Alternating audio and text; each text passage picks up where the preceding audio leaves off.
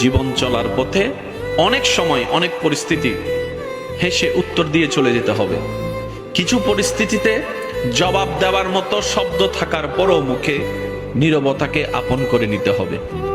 যদি আপনি প্রত্যেকটা জায়গায় উত্তর দিয়ে জিততে চান, আপনি বারবার হারার দিকে চলে যাবেন। আপনি যদি প্রত্যেকটা জায়গায় রিয়াকশন দিয়ে জিততে চান, আপনার মন বারবার ভেঙে যাবে। সেজন্য কিছু কিছু পরিস্থিতিতে কঠিন বিষয়, কষ্টের বিষয়ও হাসি দিয়ে উড়িয়ে দেওয়ার চেষ্টা করবেন রবের উপর ভরসা করে।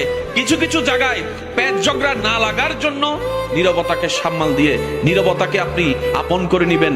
ঝগড়া থেকে দূরে থাকবেন, তর্ক থেকে দূরে থাকবেন। আপনার ব্রেইনও ভালো থাকবে, আপনার হার্টও ভালো থাকবে। আপনি রবের সন্তুষ্টির জন্য যেই সব বিষয়ে ধৈর্যকে আপন করে নেবেন, একদিন না একদিন সেই বিষয়ে উত্তর আপনার আর মুখ দিয়ে দেওয়া লাগবে না। আল্লাহ এমন সিস্টেম করে দিবেন সেই ব্যক্তির